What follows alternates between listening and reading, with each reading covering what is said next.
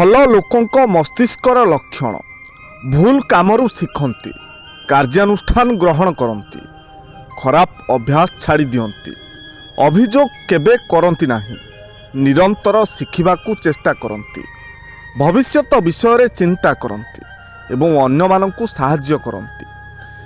ଖରାପ ଲୋକଙ୍କ ମସ୍ତିଷ୍କର ଲକ୍ଷଣ ସବୁ କାମକୁ ଭୟ କରନ୍ତି, ପୁରୁଣା ଦିନଗୁଡ଼ିକୁ ମନେ ପକାନ୍ତି, ଖରାପ କାମରେ ଲିପ୍ତ ରୁହନ୍ତି, ନିରନ୍ତର ଅଭିଯୋଗ କରନ୍ତି, ଧନୀ ହେବା ଦେଖାଇବାକୁ ଚେଷ୍ଟା କରନ୍ତି, ନୂଆ ସ୍କିଲ୍ ଶିଖିବାକୁ ଇଚ୍ଛା କରନ୍ତି ନାହିଁ, ଅନ୍ୟର ସଫଳତା ଦେଖି ଈର୍ଷା କରନ୍ତି।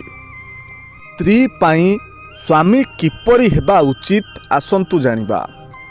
ଶାଶୁଘର ଯେମିତି ବି ହୋଇଥାଉ ନା କାହିଁକି, ଯେପରି ସ୍ୱାମୀ ସ୍ତ୍ରୀକୁ କଥା କଥାରେ ଗାଳି କରୁନଥିବା ଉଚିତ, ସ୍ୱାମୀ ସ୍ତ୍ରୀକୁ ହାତ ଉଠାଉ ନଥିବା ଉଚିତ, ସବୁ ଦୁଃଖ କଷ୍ଟରୁ ସ୍ତ୍ରୀକୁ ରକ୍ଷା କରୁଥିବା ଉଚିତ, ସ୍ତ୍ରୀକୁ ସବୁବେଳେ ସମ୍ମାନ କରୁଥିବା ଉଚିତ।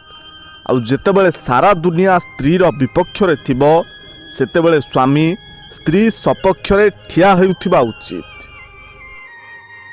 ସବୁବେଳେ ମନେ ରଖିବେ, ଯେ ପର୍ଯ୍ୟନ୍ତ ଆପଣ ଲୋକଙ୍କ କାମରେ ଆସୁଥିବେ ସେ ପର୍ଯ୍ୟନ୍ତ ଲୋକେ ଆପଣଙ୍କୁ ଚିହ୍ନୁଥିବେ।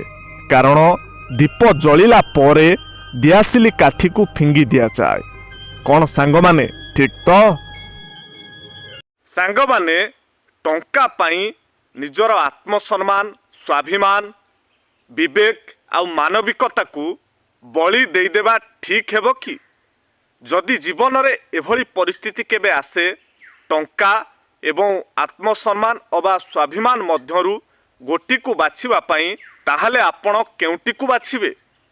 କମେଣ୍ଟରେ ଆପଣଙ୍କ ଉତ୍ତର ଲେଖିବା ପାଇଁ ଅନୁରୋଧ।